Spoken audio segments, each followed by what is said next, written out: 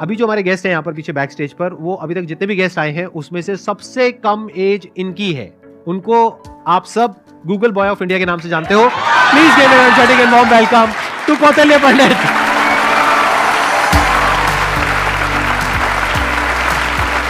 अरे प्लीज बैठो। आपकी एज कितनी है पहले तो ये बता दो। तो अभी करंटली आई एम 14 ईयर्स। जी। आपको पता है यहाँ पर जितने भी लोग आए हैं उसमें सबसे कम एज आपकी है अभी। लेकिन सर मतलब जितने भी लोगों से अब तक मैं मिला हूँ आपकी एज के, मतलब 40-50 साल के या 30 ईयर्स के, आपके जितने भी शोज देखे हैं उनमें मेरे को तो सबसे कम उम्र के आप लगे हो। अरे ये बताइए मेरे को कि आपकी ये शुरुआत कैसे हुई? जब मैं 5 साल का था तो मुझे लिखना पढ़ना कुछ नहीं आता था। फिर ऐसे ही था कि मैंने 10-15 दिन में ही मतलब लिखना पढ़ना, like all the alphabets and everything I learn them. तो उसके बाद गर्मियों की छुट्टियों की बात है तो मेरे पापा जी एक स्कूल रन करते हैं छोटा सा गांव में, तो वहाँ पर मैं पढ़ता था। कहाँ के रहने वाले हो आप? मैं करनाल। अच्छा जी। तो वहाँ पर एक जैसे हॉलिडे होमवर्क देते सबको एक जनरल कि आपको जो वर्ल्ड मैप होता है, एटलस होता है, अगर जिन जिन को अच्छा लगता है आप वो करके आना, आप मतलब उसे समझ के आना। तो फिर ये मेरे दादाजी ने कहा, फिर पापा जी ने कहा कि तो मैं भी कर सकता हूँ। तो पहले ही दिन मैंने देखा तो I got into it and I learned it. मैं उसमें सवाल पूछता गया और जितने भी मेरे कुछ भी मन में रहता तो वो सब आता गया and within 20 days something I got use to it और मुझे बहुत ही अच्छा लगने लगा। एंड जितना भी वर्ल्ड मैप वगैरह इस टाइप की रिगार्डिंग जितनी भी चीज़ें होती हैं, पॉलिटिक्स, इकोनॉमिक्स, वो सभी मुझे मतलब things were very easy for me. And उसी के बाद से लोग कहते गए कि नॉलेज बढ़ता गया और तब से मतलब यही है कि सीखने का प्रयास कर रहा हूँ। कुछ भी नई चीज़ मिलती है, like currently I am a student of 11th grade but I am learning things like astrophysics and quantum mechanics. तो I am not very into it but I like to study it and जितना भी मेरे से हो सकता है मैं उसके अंदर कोई नई चीज़ देखने का प्रयास करता हूँ और कोई नया सवाल पूछने की कोशिश करता हूँ, क्योंकि जितने भी ज़्यादा क्वेरीज, जितनी भी ज़्यादा माइंड के अंदर जो भी कोई क्वेश्चन आता है I try to get it forward और वैसे ही सारी चीज़ें आसान होती रहती हैं। I try to delve myself deep into it, क्योंकि कोई भी फील्ड इस टाइप का I think that they need one thing that is really important for them, that is questioning. क्योंकि जितने ज़्यादा अलग टाइप के क्वेश्चंस पूछते हो उतना ज़्यादा आप उस चीज़ को अच्छी तरीके से समझ सकते हो। तो वही है कि मैं अभी भी क्वेश्चंस नए ढूंढ रहा हूँ, जवाब उनके मिल ही जाएंगे। बस ये है कि जितने ज़्यादा और नए और अच्छे क्वेश्चंस मेरे पास आते गए और आते हैं उनसे मैं आगे बढ़ने का कोशिश कर रहा हूँ। क्वांटम फिजिक्स में वेव पार्टिकल थ्योरी है। जी सर। तो उसको आपने स्टडी किया होगा। हाँ, जैसे कि wave particle theory, dual nature of light and matter, वो सब, हाँ वो सब अभी धीरे धीरे मैं कर रहा हूँ। और स्पेशली अभी तो मैं एस्ट्रोफिजिक्स जो है वो ज़्यादा पढ़ रहा हूँ। और जैसे कि डार्क मैटर है, डार्क एनर्जी है, तो या फिर माइक्रोवेव रेडिएशन है, बैकग्राउंड रेडिएशन, एक्सपैंडिंग यूनिवर्स, ये सारी चीज़ें मुझे काफ़ी इंट्रीग करती हैं और इनके बारे में मैं कुछ रिसर्च पेपर्स और अलग अलग चीज़ें अभी स्टडी कर रहा हूँ। तो जीरो पॉइंट फील्ड के बारे में भी आपने कुछ स्टडी करी है? नहीं, अभी ज़्यादा नहीं। अभी मैं जनरली जैसे अभी मैं टाइप 1A सुपरनोवा और उनके जो एक्सपेंशन है, लाइफ साइकिल ऑफ स्टार, उनके बारे में अभी मेरी रीसेंट स्टडी चल रही है। मैंने आपकी यूट्यूब पर एक वीडियो देखी थी जिसमें एक न्यूज़ एंकर आपसे कुछ पूछ रही थी और आप एक एक करके सारे सवालों के जवाब दे रहे थे। तो क्या अभी भी आप उस तरह से सवालों के जवाब दे सकते हैं? कोई भी आपसे कोई भी कैसा भी सवाल पूछेगा तो आप जवाब दे सकते हैं? क्योंकि ऐसा है कि नॉलेज तो एंडलेस है और सब कुछ तो कोई जान ही नहीं सकता। लेकिन ये है कि जितना ज़्यादा मतलब अपने सराउंडिंग्स को ऑब्जर्व करते हैं तो उतना ज़्यादा क्या है, जितना ज़्यादा आप नॉलेज ग्रहण करते रहते हैं उतना आपका माइंड एक तरह की मैग्नेट की तरह बन जाता है।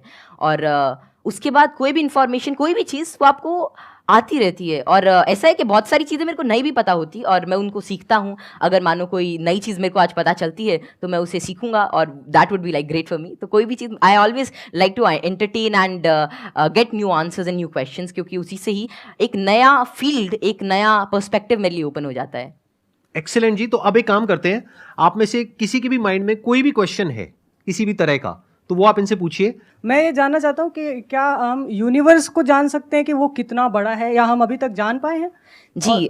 क्या क्या पैरामीटर्स हो सकते हैं उसको नापने के लिए? जैसे कि हमने सुना है कि लाइट ईयर्स होते हैं। जी जी। पर वो कितना बड़ा है, क्या हम इमेजिन कर सकते हैं या हम एक्चुअली में उसे प्रैक्टिकली पता कर सकते हैं क्या? तो जो यूनिवर्स की जो एक्सपैंडिंग यूनिवर्स थ्योरी थी वो एडविन हबल ने दी थी और उनके अकॉर्डिंग जो अभी यूनिवर्स की जो एज है वो नियर अबाउट 13.9 बिलियन ईयर्स है और उसी रेट से अभी एक्सपैंड कर रहा है। तो यूनिवर्स जो अभी हमारी थियोरी है यूनिवर्स की जो मोस्टली एक्सेप्टेड है, that is of expanding universe. अभी के हिसाब से हबल कांस्टेंट होता है दैट इज 65 मेगापास्क। तो जो डिस्टेंस ऑफ यूनिवर्स है that is h times d, तो वही 13.9 बिलियन टाइम्स लाइट ईयर। तो इतना भी हमारा एक एस्टिमेशन है कि इतना यूनिवर्स हो सकता है। जैसे आपने इतनी सारी नॉलेज गेन कर रखी है, क्या आप भूलते नहीं है चीज़ों को, या भूलते हैं? कब रिवाइज करते हैं? हम पढ़ते हैं तो हमें रिवाइज करना पड़ता है, अगले हफ्ते भूल जाते और हैं। रिवाइज करने के आपके बाद भी साथ भूल ऐसा जाते हैं। एक्चुअली ऐसे ही होता है है ना? Yes sir. अगर आप किसी चीज़ को अच्छी तरीके से देख लेते हैं, उसे समझ जाते हैं, तो उसकी आउटलाइन आपके दिमाग में रहती है और फिर आपको उसे ज़्यादा रिवाइज करने की ज़रूरत नहीं रहती। तो वही है कि किसी भी चीज़ का कॉन्सेप्ट रहता है, तो अगर आपको वो समझ में आ गया तो information is just like, I think that information is not the main part. If you understand the thing properly, फिर आपको वो सारी चीज़ें आसानी से याद रहती है, आपको कोई उसके लिए एक्स्ट्रा एफर्ट्स नहीं करने पड़ते। सर पूछ रहे थे, बोल रहे थे ना कि मैं मैटर के बारे में स्टडी कर रहा हूँ, तो मैं ये जानना चाह रहा था कि जो इलेक्ट्रॉन प्रोटॉन है इनका मतलब सबसे पहले किसने बताया था इनके बारे में? तो इलेक्ट्रॉन की जो डिस्कवरी थी, तो यार 9th क्लास के एनसीईआरटी में मिल जाता है। तो जो इलेक्ट्रॉन की डिस्कवरी थी वो जे थॉमसन ने करी थी, और प्रोटॉन जो मिला था वो रदरफोर्ड के एक्सपेरिमेंट से हमने डिड्यूस किया था। और चैडविक ने, मतलब जेम्स चैडविक ने, जो बेरिलियम की मतलब जो रेडियो एक्टिव सोर्स से डीके को स्टडी किया, तो उससे न्यूट्रॉन के बारे में पता चला था। ये तो बहुत बेसिक क्वेश्चन है भैया, कुछ अच्छा पूछो। थोड़े अच्छे क्वेश्चन पूछो, क्या पूछ रहे हो आप लोग यार? टोटली। मुझे आपसे एक क्वेश्चन है कि आप जितने सेलिब्रिटी से मिलते हो, तो आप इतने जो मिलने से पहले जो बात करने का जो होता है नर्वसनेस, इसको कैसे दूर करें? आप जैसे संदीप सर से बात कर रहे हो और बड़े बड़े आप सेलिब्रिटी से मिले हो, तो आप किस तरह से इतना एक्सपीरियंसली आप बात कर लेते हो किसी से? देखिए, जैसे आज मैं यही सोच के आया था कि मैं संदीप सर से मिलूंगा और उनसे बहुत कुछ सीखने को मिलेगा। तो ऐसा तो है नहीं कि संदीप सर आएंगे और मेरे से पूछेंगे चल ये बता, और फटाफट अगर कुछ गलत बताया जाए तो एक थप्पड़ मारेंगे। ऐसा तो होगा नहीं ना।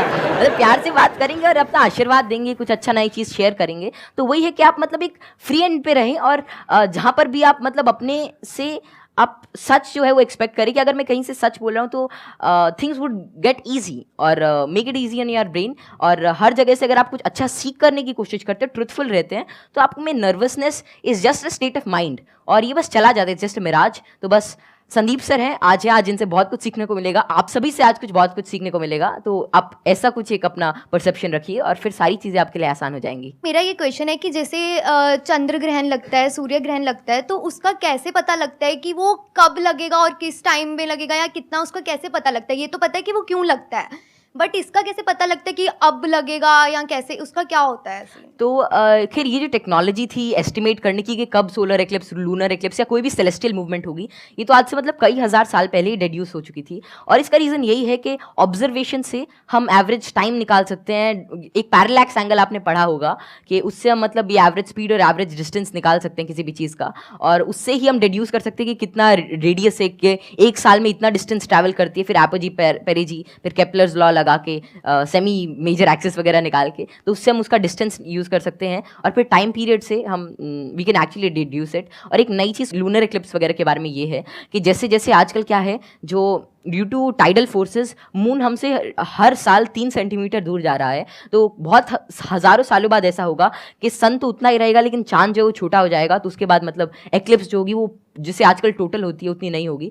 तो ये estimation it is done by using observation. और एस्ट्रोनॉमी एक ऐसा फील्ड है जो हज़ारों सालों तक ऑब्जर्वेशन से ही चला, और बहुत सारे पुराने साइंटिस्ट जैसे केपलर, गैलीली, आर्यभट्ट, जितने भी बड़े लोग थे जो पुराने ज़माने के, वे सभी ऑब्जर्व करते थे। उनकी ऑब्जर्वेटरीज होती थी कि कैसे कैसे जो हेवनली बॉडीज़ हैं ये इंटरैक्ट कर रही हैं, कैसे कैसे ट्रैवल कर रही हैं, इनमें क्या चेंजेस हैं, और उन्हीं सभी चेंजेस को एस्टिमेट करके, उन सभी को देख के आज हमने मतलब ऐसी सारी टेक्नोलॉजी को डिड्यूस किया है कि जिससे हम कर सकते हैं, एस्टिमेट कर सकते हैं उनका टाइम पीरियड, उनका डिस्टेंस, और कैसे वे एक्ट करेंगे। Excellent ji, big round of applause for him.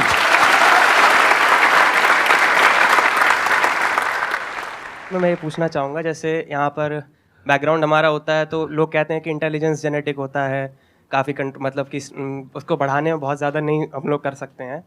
तो आपका इस पर क्या व्यू है कि इंटेलिजेंस, जैसे IQ टेस्ट भी आप बार बार दोगे तो आपका IQ का स्कोर बढ़ने लगेगा उसमें, तो आपका इसमें क्या कमेंट रहेगा कि इंटेलिजेंस के लिए आप क्या व्यू रखते हैं? ये ना बहुत इंटरेस्टिंग क्वेश्चन है जी सर। और मैं ये क्वेश्चन के आंसर से पहले एक बार, अगर आपके पेरेंट्स आए हुए हैं, आपके फादर हाँ, आए हुए हैं, पापा जी यहाँ पर, आए हुए हैं। मैं एक बार उनसे भी कुछ बात करना चाहूंगा। एक बार उनको माइक दीजिए।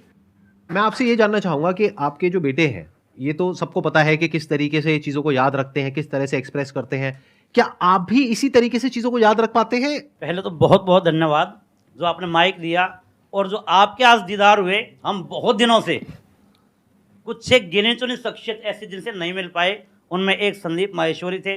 और जैसे ही कौटिल्य को पता लगा कि उनसे मिलने का मौका मिलेगा, ये बहुत ज़्यादा एक्साइटेड था आपसे मिलने के लिए। Thank you. मेरे पिताजी भी काफ़ी इंटेलिजेंट व्यक्ति थे, कौटिल्य भी इंटेलिजेंट है, और हम बीच की पीढ़ी हैं। थोड़ा सा मैं कुछ कम हूँ, ये दोनों दादा पोता थोड़े ज़्यादा बहुत ऐसे बच्चे हैं जो मेरे से बहुत ज्यादा इंटेलिजेंट है, मेरे को लगता है, जिनकी बात करने के ढंग से, जो इतने ज्यादा, आपने छोटे बच्चे को देखा होगा, बहुत अच्छे अच्छे सवाल पूछते हैं, मतलब वे कुछ भी पूछ लेते हैं, और मतलब आपको लगता है कि अरे नहीं ये तो इससे मतलब एज से बहुत ऊपर की चीज़ है, मतलब या तो आप किसी और मूड में होते हो, और हम उसे इग्नोर कर देते हैं। तो जैसे जैसे हम सवाल पूछते हैं उतना ज़्यादा हमारे अंदर एक मतलब चीज़ों को जानने के लिए एक चाह रहती है, और अगर हम वो उस क्यूरियोसिटी को कर्ब नहीं करते हैं तो उतनी ही ज़्यादा मतलब वो बाद में सवाल पूछता है, उसके एक इंक्विजिटिव ब्रेन रहता है, और curiosity something that drives this intelligence, and I don't think that there is such great involvement of IQ and genetics. लेकिन हाँ, अगर आपका मन है कि कोई चीज़ जानने का, कोई चीज़ करने का, then it's all about will power, और कितना आप उसमें टाइम डिवोट करते हैं, कितना आप क्यूरियोसिटी और इंटरेस्ट से काम करते हैं। Because even Richard P Feynman said it really doesn't matter कि how much you know, but it matters कि आप कैसे चीज़ों के बारे में सोच रहे हैं, और कितना इन्फॉर्मेशन आपके पास है, कितना नॉलेज आपके पास है। It really doesn't matter until and unless you try to use that knowledge, और आप उस नॉलेज से कोई नई चीज़ को समझने का प्रयास करते हैं। और कोई नई चीज़ तभी आ सकती है जब आपके पास कोई नया सवाल होगा।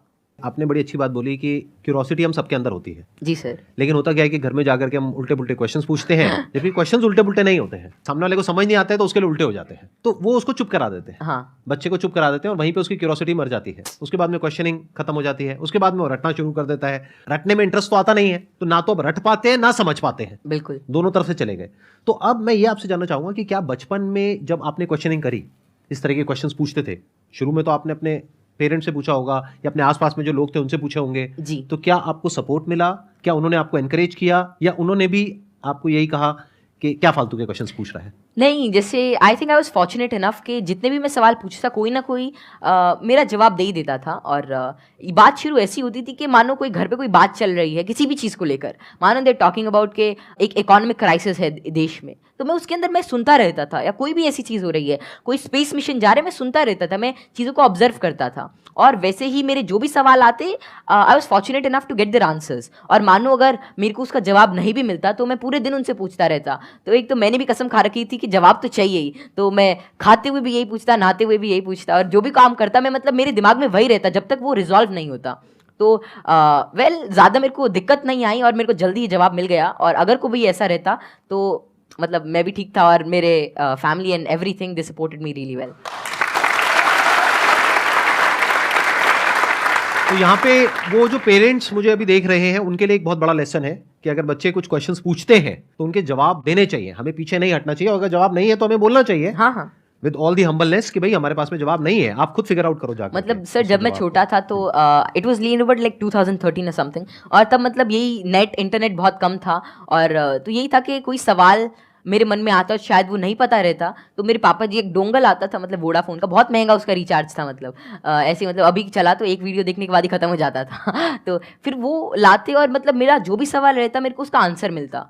तो ऐसे ही एटलस आती थी और कई सारी बुक्स थी, उन्होंने मेरी बहुत हेल्प करी। और अगर कभी मानो पर्सनल मतलब कोई और out of the box idea आता है, कोई क्वेश्चन आता, तो उसका जवाब मुझे किसी भी सोर्स से मिल जाता।